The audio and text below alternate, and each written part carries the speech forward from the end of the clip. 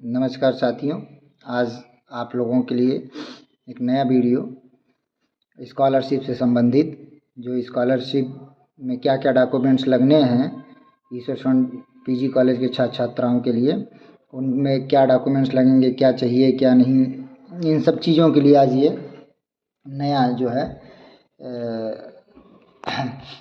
चल रहा है। देखिए, मेरे मोबाइल में कुछ बनाने में आज दिक्कत हो रही है हमें, क्योंकि लाइट की भी थोड़ी सी समस्या उत्पन्न हो रही है जी। तो साथियों, हमारे चैनल को आप लोग सब्सक्राइब करें और शेयर करें, बेल आइकन दबाएं ताकि आपको नई न्यूज़ की नोटिफिकेशन भी मिलती रहे। साथियों, आज जो हम वीडियो बना रहे हैं ये ईश्वर पीजी कॉलेज के बच्चों के लिए जो स्कॉलरशिप फार्म अप्लाई करना चाहते हैं, तो उनके लिए जो नोटिस निकली है वो आप देखिए कि महाविद्यालय के नियमित छात्र, मतलब जो रेगुलर हैं, जो मतलब यक्स स्टूडेंट नहीं हैं, अध्ययनरत छात्र छात्राएँ, वो किसी भी, चाहे वो बीए बीएससी बीकॉम एमए, सभी के लिए है, एमकॉम के लिए है सब। और आपकी इनकम जो है, जो मानक है सरकार को 2 लाख से कम होना चाहिए, आपके पिता सरकारी नौकरी ना करते हों, वही ये फार्म भरें।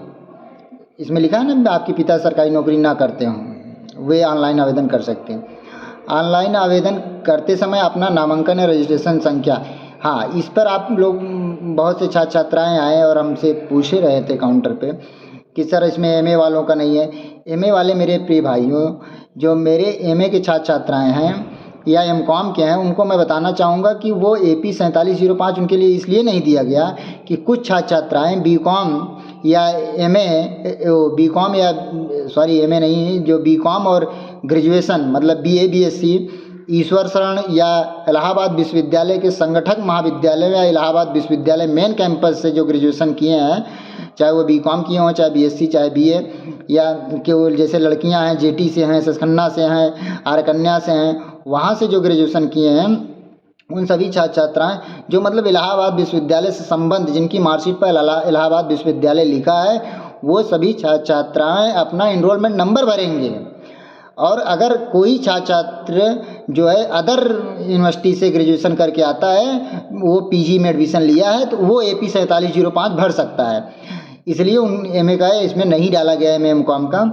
और दूसरी चीज़ आप देखिए, नोट पर ध्यान दीजिए, जहाँ नोट लिखा हुआ है कि छात्रवृत्ति आवेदन के साथ ऑनलाइन प्रति की 2 कॉपी, मतलब 2 कॉपी मतलब आप समझ, जब आप छात्रवृत्ति फार्म ऑनलाइन आवेदन कर रहे हैं तो उसकी 2 कॉपी जब फाइनल प्रिंट करेंगे, पहली 1 प्रति आप ले आइए हमसे, ऑनलाइन आवेदन करने के बाद उसको जांच करा लीजिए, उसके बाद ही फाइनल सबमिट करिएगा। फाइनल सबमिट करने के बाद आप 2 प्रति प्रिंट लीजिएगा, 2 प्रति प्रिंट लीजिएगा, ताकि आप जो है 1 प्रति आप, जो हम कॉलेज से एक फार्म मिलेगा आपको, कॉलेज के काउंटर से एक फार्म में लेना पड़ेगा आपको, वो चाहे किसी भी क्लास का छात्र हो, उसको लेना ही यानी पड़ेगा। कॉलेज के काउंटर से, छात्रवृत्ति काउंटर से एक फार्म आप प्राप्त करिए और मिल रहा है, तो वो फार्म आप लीजिएगा। और उसके साथ 1 प्रति उसके साथ आप नत्थी करके देंगे, 1 प्रति अलग से देंगे, मतलब जो अलग से देंगे उसके साथ कोई डॉक्यूमेंट्स नहीं, वो प्रति आप हमको देंगे। और जो 1 प्रति देंगे, कॉलेज का फार्म होगा, उसके साथ सभी डॉक्यूमेंट्स होंगे जो अभी हम आगे बता रहे हैं, वो डॉक्यूमेंट्स उसमें लगने हैं, वो भी रहेंगे। आप जैसे नंबर 1 पर देखिए, आपका जाति प्रमाण पत्र, जाति प्रमाण पत्र OBC वालों का लगेगा, SC वालों का लगेगा। वो भी जाति प्रमाण पत्र 3 साल से ज़्यादा का नहीं होना चाहिए। जाति प्रमाण पत्र कोशिश करिए आप लोग नया दीजिए, जो नए स्टूडेंट हैं, जो फर्स्ट ईयर के हैं, वो नया ही दें तो ज़्यादा अच्छा है, क्योंकि 3 साल उनको उसी से रिन्यूअल में वो चेंज नहीं होता है।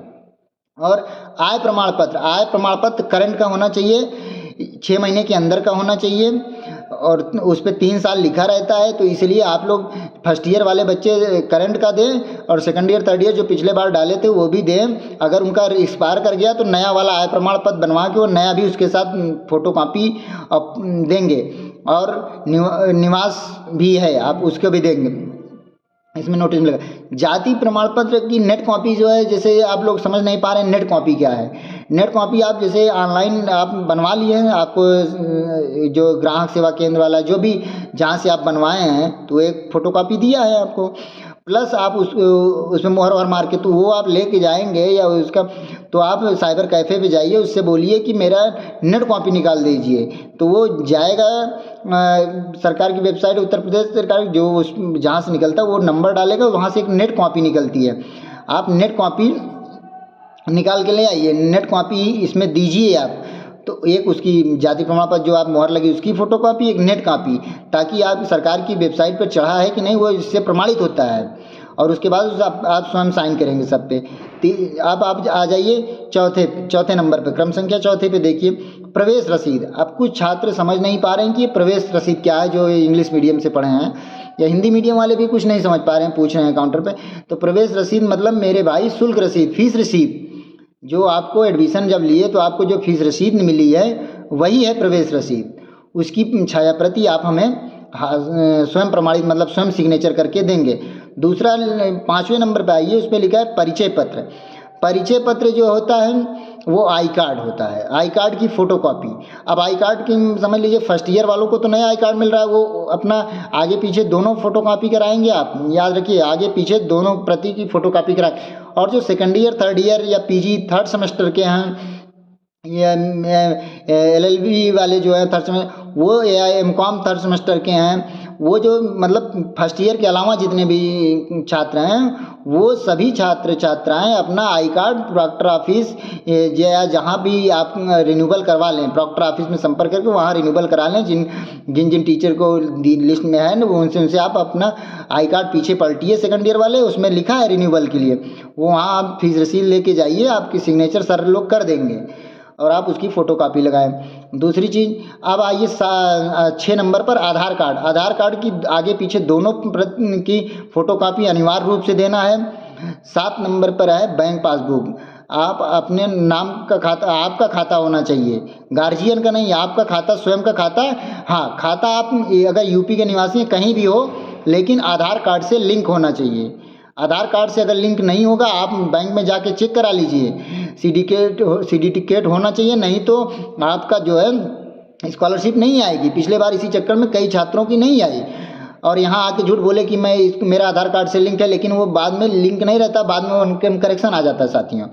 अब आप आइए हाई स्कूल 8 नंबर पे, हाई स्कूल और इंटरमीडिएट की अंक तालिका के साथ पिछली कक्षा की अंक तालिका संलग्न करना अनिवार्य। मतलब फर्स्ट ईयर वाले जो हैं वो हाई स्कूल और इंटरमीडिएट की मार्कशीट की फ़ोटोकॉपी लगाएंगे स्वयं साइन करके, लेकिन जो उसमें पिछली कक्षा के लिखा है ये उनके लिए है। जैसे जो बीए सेकंड ईयर में है तो वो बीए फर्स्ट ईयर वाली भी मार्कशीट की फ़ोटोकॉपी लगाएंगे, बीए थर्ड ईयर में है तो वो फर्स्ट ईयर सेकंड ईयर की भी मार्कशीट फ़ोटोकॉपी लगाएंगे।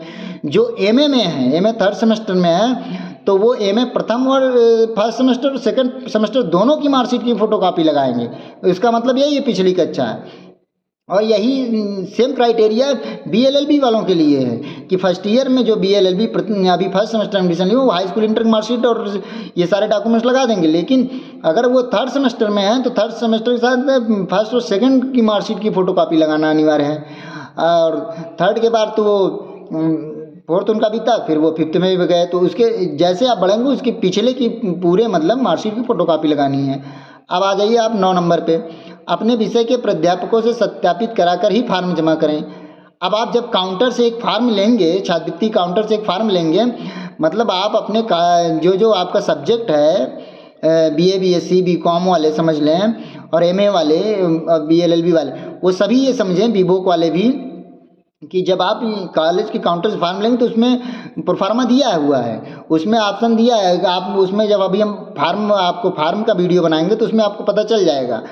उसकी जो है उसमें आप टीचर से सिग्नेचर कराएंगे तभी ये फार्म काउंटर पर जमा होगा। टीचर से सिग्नेचर करवाना अनिवार्य है क्योंकि 75% हाजिरी अनिवार्य है, और जब आप क्लास नहीं करेंगे तो टीचर सिग्नेचर नहीं करेंगे, तो इसलिए टीचर से सिग्नेचर कराकर ही काउंटर पर फॉर्म जमा होगा। और 10 नंबर पर आप देख लीजिए, जो फेल हैं, जिनका बैक लगा हुआ है, जैसे एमए में फर्स्ट सेमेस्टर में बैक लगा और थर्ड सेमेस्टर में एडमिशन ले लिए हैं, लेकिन अगर बैक लगा तो मैं उनका फार्म एक्सेप्ट नहीं किया जाएगा, इसलिए वो अभी आवेदन ना करें, क्योंकि अगर आप पेपर दे दें, डेट आ गई है और आप हो सकेगा कि आपके लिए भगवान ईश्वर से मनाइए कि डेट बढ़े रहेगी, जनवरी तक जा सकती है, जहाँ तक उम्मीद है हमें अभी तक, कि स्कॉलरशिप की डेट जनवरी तक जा सकती है, इसलिए आप लोग जिनका बैक लगा वो कतई ना भरें, आवेदन नहीं कर सकते हैं बैक, क्योंकि उनका हम लेंगे नहीं। बैक फेल बैक विद्यार्थी छात्रवृत्ति ऑनलाइन आवेदन नहीं कर सकते हैं। और जो द्वितीय अंक सुधार 11 नंबर जो अंक सुधार जो इम्प्रूवमेंट अभी पेपर दिए हैं, अभी दिए हैं, सेकंड ईयर वाले, फर्स्ट ईयर वाले, वो सभी छात्र छात्राएँ भी अभी आवेदन ना करें, क्योंकि आपकी मार्कशीट आ जाएगी, मार्कशीट की फ़ोटोकॉपी लगना अनिवार्य ही है। और एक चीज़ आपको बता दें कि जो छात्र छात्राएँ अभी फर्स्ट ईयर में एडमिशन लिए हैं, अगर उनका गैप हुआ है, तो उनके लिए एफिडेविट 10 रुपये के स्टाम्प पेपर बनवा लें जिला समाज कल्याण के नाम से। वो यहाँ पर जब फार्म जमा करेंगे उसके साथ देना होगा कि किस वजह से आप गैप किए हैं, क्या है, उसको आप बनवा कर लाएँ साथ में। दूसरी चीज़ वो भी छात्र छात्राएँ देंगे गैप का जो हमारे यहाँ फर्स्ट ईयर फेल हो गए थे, लेकिन पुनः परीक्षा दे के पास हो गए थे।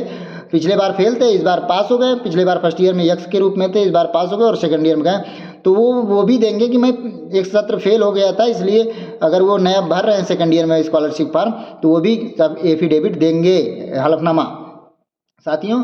इसलिए आप लोग को अगर कोई और कन्फ्यूजन हो तो बता सकते हैं आप कमेंट बॉक्स में, कि बाकी आप ध्यान से देख लिए हैं, कि जो समझना है वो आप पूछ सकते हैं। और हमारे चैनल को सब्सक्राइब करें, शेयर करें। बहुत बहुत धन्यवाद साथियों।